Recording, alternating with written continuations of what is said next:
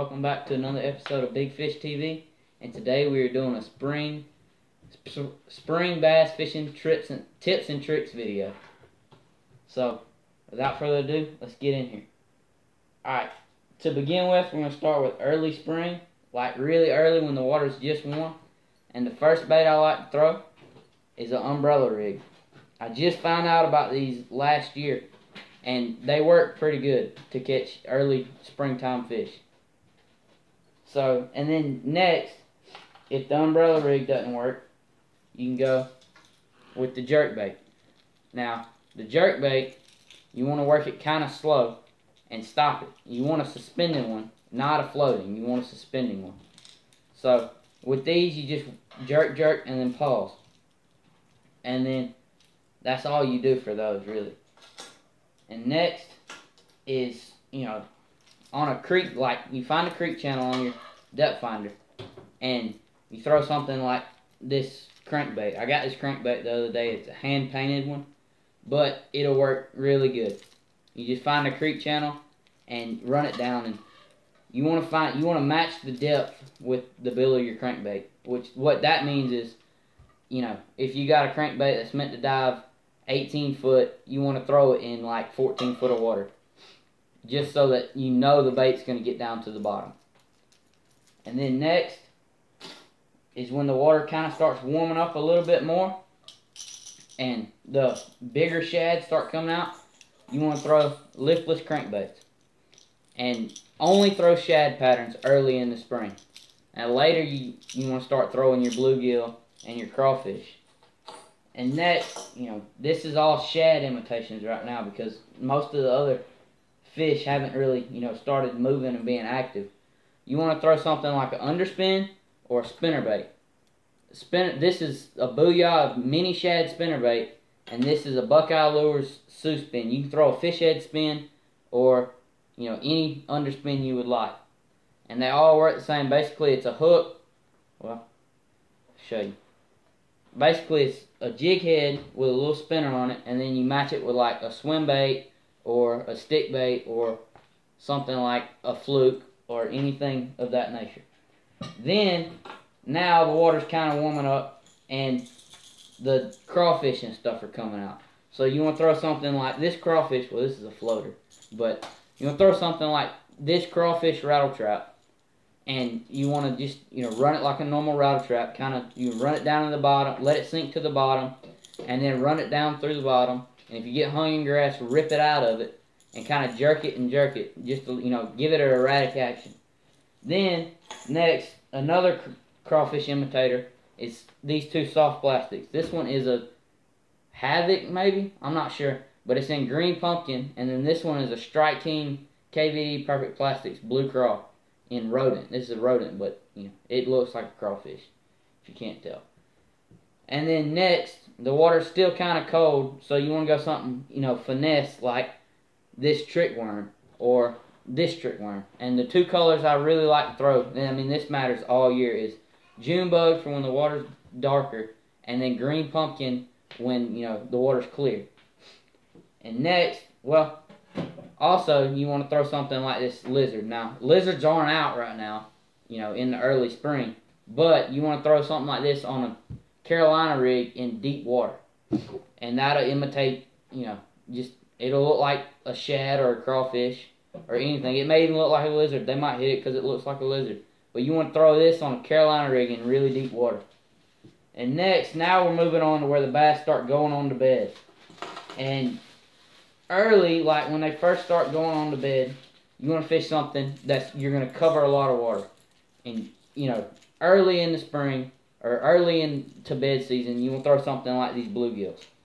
Now, this is a square bill, and it's made by H2O Express. It's an Academy brand. And it works really good for when the fish are on bed. And you just run it over top of the bed and kind of stop it in front of the bed. And this one works really good. It stops where it's supposed to stop. And then you want to throw something like the liftless crankbait. And the same thing as throwing the shad imitation or the crawfish imitation. You want to kind of just pull it really slow and run it into the bed. You want to make sure during bed fishing that your lure hits the bed. That's going to turn the bass on and they're going to hit. almost every time. And then next, now you're getting to where the fish are really, in the spawn, and they're not wanting to hit something moving very fast unless, it's really hitting their bed. So you want to throw something like a swim jig. Now this swim jig looks like a bluegill, and it's got a little paddle tail on the end of it. You always want to put a trailer on your swim jig just so it gives it more action. And I trimmed the weed guard on this one. You don't have to trim the weed guard. I just did because, it helps me with my hookup ratio. And it just looks like a bluegill. And next, it's when the bass are, they're still kind of, active a little bit. They're still trying to eat a little bit. So you want to throw something like a bluegill colored spinnerbait. And then, when the bass are fully into bed and they're not studying anything but breeding and spawning. So you want to throw something like this swim bait right here, which is a Savage Gear 3D bluegill, or this Live Target bluegill. Now this one has the cool tail, oscillator tail, so it doesn't move as much, so you can kind of slow this one down a bunch. Now this one you want to work kind of fast, and when you get it over the bed, you just want to stop it and drop it down in the bed. And that'll make the bass hit it. And then, now, there's fish in the lake that have already spawned and they have fry running around. You want to throw something like that's in baby bass color. It can be a square bill. I really like the lipless crankbait, so you just run this by their bed and over their bed and just drop it down in the bed just like everything else. And the reason they hit these bass is because the little bass will go in there and they'll eat the eggs and the small fry that may be in there. Now, when the bass are also on bed, you want to throw something like lizards. Now, this is the same lizard I just showed you. It's a Zoom lizard in California 420. Or, this one's a really good color. It's black and it's got a chartreuse tail. And that'll, make it stand out where the bass see it. Really good. And you just drop it down in the bed on a this time you want to do it on a Texas rig. You just drop it down in the bed and let it sit there and kind of twitch it around just a little bit until they hit it. And they'll usually pick some stuff up like this. If it's in their bed, you got to make sure it's in their bed. But if it's in their bed, they're going to hit it. And next, now the bass have came off a bed and they're looking to feed again. And now it's topwater season. So you can throw something like this spook right here. This is a Heddon Junior spook. I don't like throwing the big spook. You can throw the big spook, but I like the smaller one. And I customized mine and put a buck hair tail on it and a custom hook. And then, now you're getting more action and more action. You can throw something like this popper. This is also a bluegill imitation, and this is a hand-painted one also. But you just, throw it out there and pop it and pop it 2 or 3 times. You're going to let the fish tell you what to do with this one. Just experiment with it. Pop it a little bit, pop it once. And if that's not doing it, pop it twice and then stop it. And then if that's not doing it, you just pop, and then stop, and then pop. Just, experiment with how you pop that lure. Then, next, the bass have kind of, got used to the top water. They're not hitting top water as hard. This is like midday. You want to throw something like this rattle trap. This is also a shad imitator. But, if you can see, it floats. And what you do with this one is you pull it down and get it down as far as it can and then stop it and it'll float back up. And when it gets up to the top, you just kind of pull it just a little bit and it'll do like that and just barely ripple the water and it just drives the bass crazy and they hit it. And then next is the Charlie worm. And this is one of my favorite lures for late spring and early summer. You just throw it out there just like any other Texas rig worm and let it fall down. Now, what you do with this also is if you find a grass mat, say you don't have a topwater frog with you that day, but you find a grass mat, you take something like this and rig it weightless and just pull it over the grass bed really slow. And that tail will just kick. That's the good thing about the Charlie worms. They have a good kicking tail. But that tail will kick and just cause disturbances in the water and the bass will come up and hit it. Now, we're going to go over what poles you would use for this. For, certain stuff. Now this pole is for your swim baits. It's a super long pole. But anyways, it's for your swim baits and your umbrella rig. And maybe your big crankbaits if you're in throwing big crankbaits. I don't like throwing big crankbaits very often in the spring.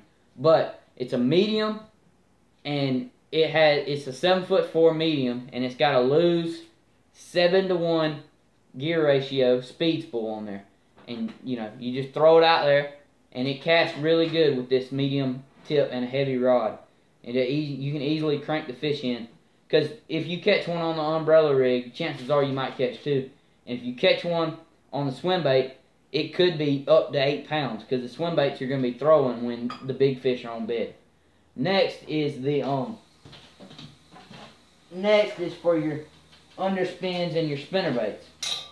Now what I like is this Falcon Lowrider, and it's in medium heavy, and it's 7 foot. And this is a 7 1-to-1 gear ratio again. I really like throwing 7 1-to-1, and it's a Quantum Pro Tour. And it's a really good rod. You can crank them out there. And then next, rod wise and line, you want to throw. I only throw 14-pound monofilament, but you can experiment. I wouldn't throw braid. You can throw braid, but in the springtime, the bass are really, you know, characteristic about what they want, or not characteristic. They're very particular about what they want and how they want the bait to look. And next, this is for your jerk baits and your crankbaits and your Carolina rig. You can throw the Carolina rig on the big 7.4, and it'll really increase your hookups. But I like this smaller rod because it's easier to throw it on. And it's a medium heavy again, Falcon Lowrider in 7 foot. And all you do, it's a 6 4-to-1, and it's a really good hook setting rod. And as you can see, I have a Carolina rig on there. Yeah, a Carolina rig. And you just throw it out there, and it's really good for this stuff like this. And, you know, your jerk baits, you want to jerk paws. And it's got a really nice tip on it for that. It's just, you know, hard enough to where you can really jerk it. And it's strong enough to where when you do get a bite, you can set the hook and have a good hook set. Now, for your crankbait, this is my crankbait rod. It's a 7 foot. It's a 7 foot. This one does not say the action. I'm guessing this is a medium heavy. It's a 7 foot medium heavy with a 6 4-to-1 gear ratio. And, you know, with crankbaits, if you don't know, you kind of want to go, you know, slow. It helps pull it along fairly good. And you can fish your swim jigs on this also. But the swim jigs are also good on the spinnerbait rod I showed you. And next, for your Texas rigs and your top water, you want to throw something. You want to throw something like this. This is a Falcon Lowrider in 6.6, and it's a 6'6", and this is a 4-to-1 gear ratio. This is also good for your top water lure fishing because it's got, once again, it's got a good hook set on it, and it gives you just enough length to where you can get the hook set, but it's not overcrowding, and you don't have to worry about working it too hard. And it's really good for the spook because it's a shorter rod, so when you're working your spook, you don't have to worry about hitting the water as much. Next is the this is my underspin rod. Now you can throw it on the other one, but this underspin rod this is what I like the underspins on, and the lipless crankbaits. All you do really is throw them out there, like I said. But it's a 6.6 medium heavy. Yeah, medium heavy, and it's a 6 4-to-1. Yeah, 6 4-to-1 gear ratio. I really like the 6 4-to-1, and once again, 14-pound test, and it's got that good hook set that you're gonna need when you get those big fish to come up and hit it. And next are the most hated reel I ever had. The most hated reels I've ever had. They're the spinning reels, and I did not go over these baits because I really don't like fishing them. But these are both when the water is just now, you know, it's just now spring. You want to throw this tube off of creek channels, you know, you're going to see them on your depth finder. You'll see like where it'll be like, you know, 6, 7 foot, and all of a sudden it drop down to like 10 foot. And that's a creek channel. And you want to throw this out there and just kind of drag it along the bottom and give it pops and stuff. And this kind of just works around like it's supposed to. And it is a medium, it's a medium light action, 7 foot. It's got an Abu Garcia. I do not know the gear ratio on this. It's got 8 ball bearings. I don't know the gear ratio. But it's, you know, it's a spinning rod. But It's a okay one. I will throw this one. And then next is the drop shot. And the drop shot is also another thing I hate because you got to throw it on a spinning reel. I don't like spinning reels. If you could throw this stuff, you can throw it on a bait caster, but it doesn't give you the action. If you could throw this stuff on a bait caster, it would be great. And the line's hung up on me. Anyways, it's the drop shot. I've got a finesse worm on there, which is kind of what you want to throw. You can throw, like, when the fish are on bed, this is another good thing to throw with, like, maybe a fluke or something of that nature, or a paddle tail swim bait, and you can kind of just bounce it over the bed and let it fall down in there and then pull it back out. And with this, you can kind of control where the lure stays because of that heavy weight down there. And then this is a 6 foot, a 6 foot medium light action, and it's a Shakespeare combo. I use it for crappie fishing a bunch. But all it is a Conquest Strike King, or Shakespeare. And, you know, like I said, you just throw that out there and kind of bounce it on the bottom and let it go. And the fish, if the fish are wanting something, you know, very slow and finesse, they're going to hit something like this. And that's all, folks. So, remember, like, comment, and subscribe. And comment down in the comment section what you want to do, what you want to see on this channel. And I'm going to try and do a fishing video sometime this year. I hope. Well, I'm going to do a fishing video. So, remember, like, comment, subscribe, and have a good day.